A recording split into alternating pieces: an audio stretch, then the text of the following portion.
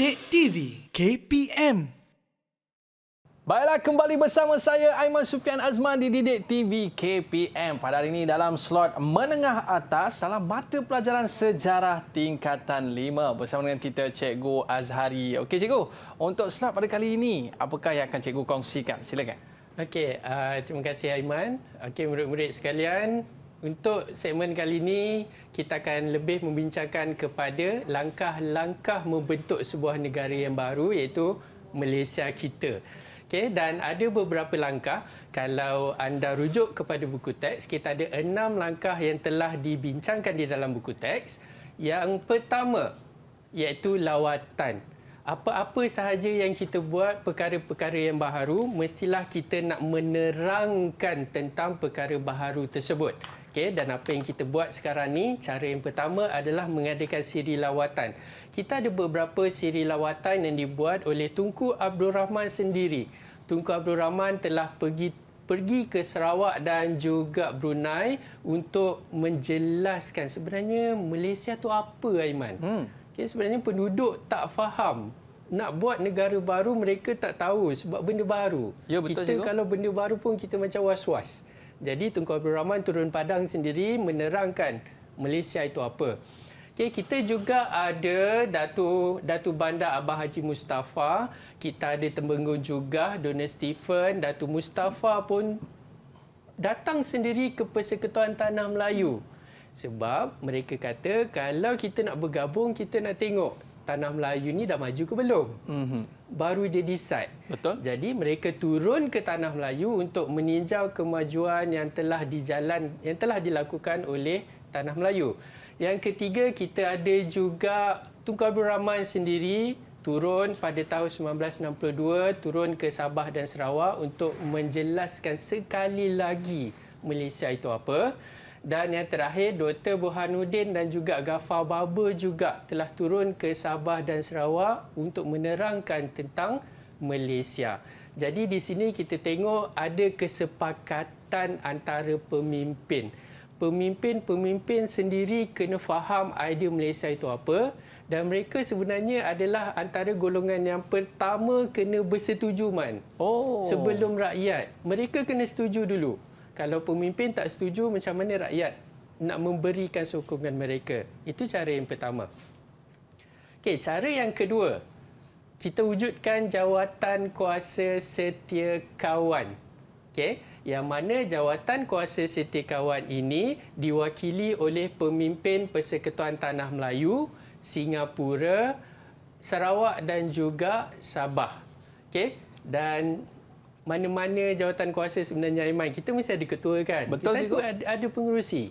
Jadi saya nak tahulah, Man, hasil daripada pembacaan murid-murid di Google Meet, siapakah pengerusi bagi jawatan kuasa setiakawan? Okey, boleh angkat tangan? Silakan. Ya, silakan. Pengerusi Jawatan Kuasa Setiakawan Malaysia ataupun JSKM ialah Donald Stephens. Ya, betul. Ya. Okey, Dona Stephen. Jadi Aiman, sebenarnya dari tadi saya terlupa. Diorang ni dah bagi jawapan hasil daripada bacaan dia sebelum ini. Apa kata kita bagi ganjaran, Man? Betul lah Cikgu. Saya nak bagi ganjaran ni. Kita bagi ada ganjaran botol-botol kita. Untuk Tengok. Raudah tadi.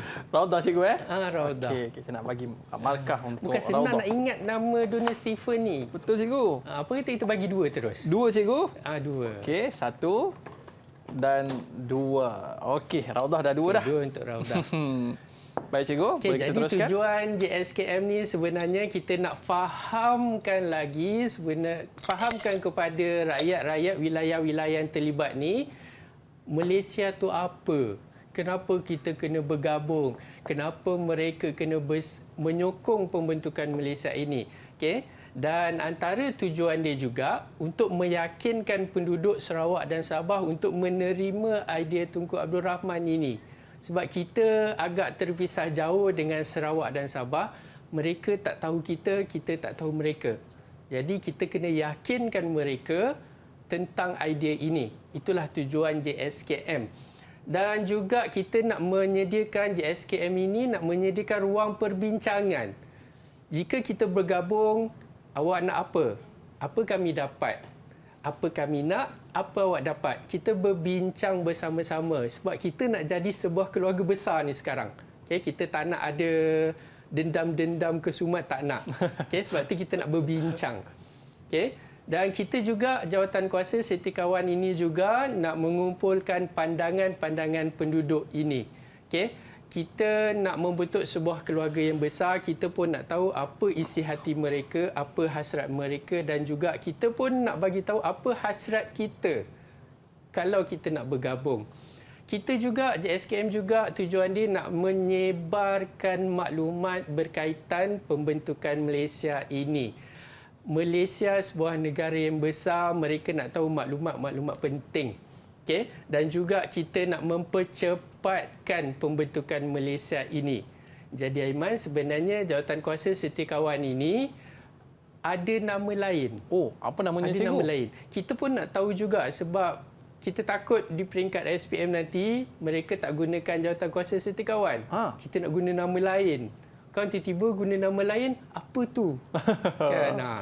Jadi, di murid-murid di Google Meet, siapa tahu apakah nama lain bagi Jawatankuasa Setiakawan Malaysia? Boleh angkat tangan? Silakan. Silakan Mbak Trisha.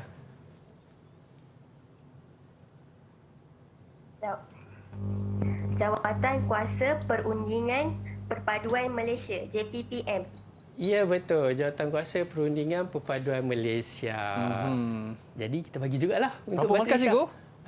Apa kita bagi satu. Satu? Satu. Okey, baik. Okey, nama lain untuk satu JSKM markah adalah JPPM. Okey, baik cikgu. Okey. Kita teruskan Aiman kepada langkah yang ketiga.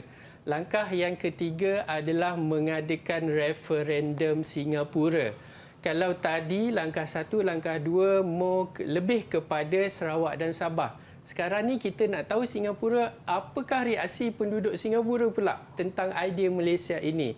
Jadi, wakil kerajaan Singapura dan juga wakil kerajaan Persekutuan Tanah Melayu duduk berbincang, apa yang mereka nak buat untuk dapatkan reaksi-reaksi penduduk di Singapura. Jadi sebab itu kita adakan referendum Singapura. Ingat, saya nak terangkan maksud referendum adalah pungutan suara. Kita pergi jumpa rakyat seorang-seorang, kita tanya adakah mereka sokong, adakah mereka tidak menyokong tentang idea ini, referendum Singapura. Dan akhirnya hasil daripada pungutan suara tersebut, majoriti rakyat Singapura bersetuju untuk menyertai Persekutuan Tanah Melayu membentuk sebuah negara yang baharu. Tapi Aiman, Ya, cikgu. adakah sebelum kita buat referendum Singapura ni kita berunding antara satu sama lain? Apa kata kita tanya murid-murid kita? Google Meet. Siapa nak cuba? Sila angkat tangan. Okey. Silakan Iman. Ya, rundingan diadakan sebelum referendum Singapura diadakan antara Kerajaan Persekutuan Tanah Melayu dan Singapura. Ya, betul. Okey, satu ganjaran untuk Iman. Okey, satu ganjaran untuk Iman. Okey, kita terima kasih Aiman. Jadi pembantu yang baik hari ini. Jadi kita buat rundingan dulu sebelum kita laksanakan referendum. Langkah yang ketiga. Langkah yang keempat lebih kepada rundingan London. Sekarang ni perbincangan antara pihak kita dengan pihak British, pihak kerajaan British. Sebab itu kita adakan rundingan London dan rundingan tersebut di penghujungnya menghasilkan kata sepakat yang mana mereka bersetuju untuk menubuhkan sebuah Suruhanjaya bagi meninjau reaksi penduduk Sarawak dan Sabah. Kalau lihat di sini, sebenarnya awal tadi Sarawak Sabah, yang second Sarawak Sabah. Ini kali ketiga kita tinjau reaksi penduduk Sarawak dan Sabah. Dan ini sama cikgu? Ya, sama di depan tu Aiman. Macam depan kita ni. Ya, itu adalah surat. Surat yang ditulis oleh Tunku Abdul Rahman sendiri kepada Lord Lansdowne di London. Okay, itu suratnya lah, contoh surat asli tu Aiman. Tulisan tanda tangan Tunku Abdul Rahman pun ada di situ. Okay, surat. Okey, itu langkah yang keempat. Okey, langkah yang seterusnya, Aiman, langkah yang kelima, kita menubuhkan Suruhanjaya Cobalt hasil daripada rundingan di London tadi yang dipengerusikan oleh Lord Cobalt dan ada ahli-ahlinya Muhammad Ghazali Syafi'i, Wong Pauni, Sir David Waterston dan juga Sir Anthony Abel. Yang mana mereka ni kena dapatkan reaksi penduduk Sarawak dan Sabah. Buat kali yang ketiga sebenarnya penduduk Sarawak dan Sabah ni ditanya berkaitan tentang idea pembentukan Malaysia. Dan hasilnya Suruhanjaya Cobalt telah menyerahkan satu laporan panjang dan antaranya menyatakan 2/3 penduduk Sarawak dan Sabah bersetuju untuk bergabung. Jadi dekat sini dah ada suara majoriti. Okey, dan mereka juga Suruhanjaya Cobalt ni juga mencadangkan supaya kuasa diberikan kepada Sarawak dan Sabah, yang mana kuasa ini dicadangkan tak boleh dipinda, tak boleh dibatalkan tanpa persetujuan mereka. Kita nak bagi kuasa dekat mereka. Dan mereka juga mencadangkan supaya Perlembagaan Tanah Melayu menjadi asas kepada perlembagaan sebuah negara yang baharu. Jadi di sini, Aiman, Sarawak dan Sabah ni besar. Betul? Kita nak tahu jugalah berapa sebenarnya pusat yang telah dilawat oleh Suruhanjaya Cobalt ini. Siapa yang boleh jawab murid-murid di Google Meet? Boleh angkat tangan? Silakan. Silakan. Ya. Bilangan pusat yang dilawat ialah 20 pusat lawatan di Sarawak dan 15 pusat lawatan di Sabah. Ya, betul. Terima kasih. Okey, kita ada 35 pusat lawatan. Okey, jadi macam tak adil lah kalau kita tak bagi untuk Raudah. Okey. Silakan. Kita bagi satu untuk Raudah. Okay, baik, cikgu. Okey, 35 pusat yang telah dilawat oleh Suruhanjaya Cobalt. Okey. Dan langkah yang terakhir, Aiman, iaitu jawatan kuasa antara kerajaan. Yang mana jawatan kuasa antara kerajaan ini lebih kepada untuk merangka perlembagaan bagi melindungi hak dan kepentingan penduduk Sarawak dan Sabah yang diwakili oleh wakil kerajaan British, Persekutuan Tanah Melayu, Sarawak dan Sabah itu sendiri. Dan antara cadangan JAK ini adalah mereka mencadangkan Islam agama rasmi, agama persekutuan, tetapi dikecualikan bagi Sarawak dan Sabah. Okey, itu. Yang kedua, antaranya bahasa Melayu bahasa rasmi, tetapi di Sarawak dan Sabah menggunakan bahasa Inggeris sebagai bahasa rasmi. Itu cadangan mereka. Sebenarnya jawatan kuasa antara kerajaan lebih mementingkan hak Sarawak dan Sabah untuk menarik mereka bergabung bersama-sama dengan kita. Ini antaranya lah 6 langkah membentuk Malaysia. Jadi, Aiman, saya rasa saya nak uji murid-murid di Google Meet sama ada dia dengar ke tidak apa yang saya terangkan tadi. Boleh tak mereka ni mencantumkan huraian dan juga langkah-langkah yang telah kita sebutkan tadi? Jadi, murid-murid di Google Meet, anda ada sehelai kertas, anda ada maklumat fakta, anda ada maklumat huraian. Sila padankan. Okey? Sila padankan, saya bagi masa sekejap untuk awak selesaikan tugasan tersebut. Okey, kita nak tengok sama ada murid-murid kita ni dapat ke tidak apa yang kita belajar pada hari ini. Tapi betul. Cikgu, saya tertanya-tanya lah, cikgu. Kenapa Tunku Abdul Rahman ni dia semangat sangatlah, cikgu, nak tubuhkan negara baharu ni? Ya, sebenarnya Tunku Abdul Rahman ni memang sangat ia nak mencantumkan wilayah-wilayah di sekitar Tanah Melayu. Terutama sekali Sarawak, Sabah, Singapura, termasuk sekali Brunei. Kita ajak sebenarnya Brunei. Kita ajak. Dan Brunei sebenarnya dia nak menyertai kita. Nak menyertai. Tapi atas sebab-sebab yang tertentu, Brunei tak jadi nak join kita, nak sertai kita membentuk sebuah negara baru. Seperti yang saya kata awal-awal tadi, atas asbab keselamatan, Aiman. Kita tak nak Singapura menjadi pusat komunis pada ketika itu. Okey, cikgu, saya rasa murid-murid kita dah bersedia dah, cikgu, untuk menunjukkan hasil aktiviti mereka Boleh kita lihat cikgu? Okey, kalau dah siap, kita kita tengok Puteri Batrisha dulu punya hasil kerja. Okey. Tu dia. Okey, ikutkan Okey. Puteri Batrisha, ada 3 fakta dekat situ. Kalau tak silap dari pandangan saya, semua lengkap. Lengkap kat situ. Okey. Terima kasih Batrisha. Yang kedua, kita tengok Iman punya jawapan. Okey, silakan.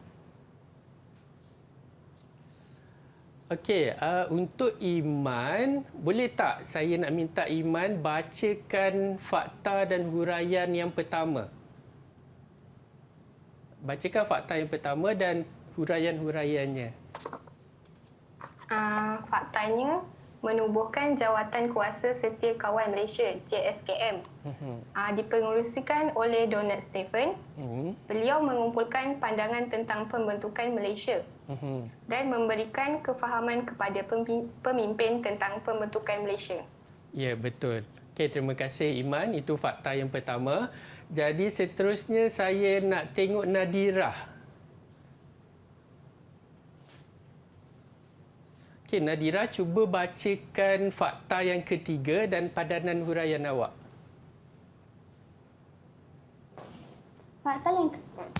Fakta yang ketiga ialah membentuk jawatan kuasa antara kerajaan. Huraian dipengerusikan oleh Donald Stephen. Yang kedua, mengumpulkan pandangan tentang pembentukan Malaysia. Dan seterusnya, membuat beberapa usul untuk menjamin hak rakyat Sarawak dan Sabah. Okey, terima kasih Rauda. Jadi jawapan Iman tadi lebih tepat berbanding jawapan Rauda. Okey. Rauda ada sedikit kesilapan di situ.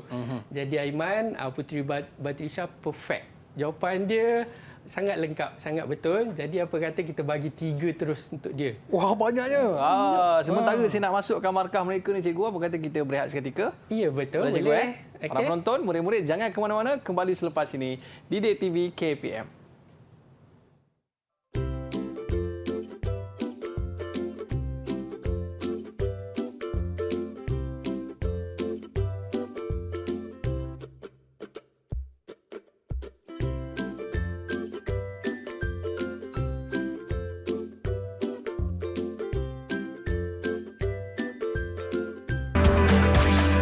Didik TV KPM.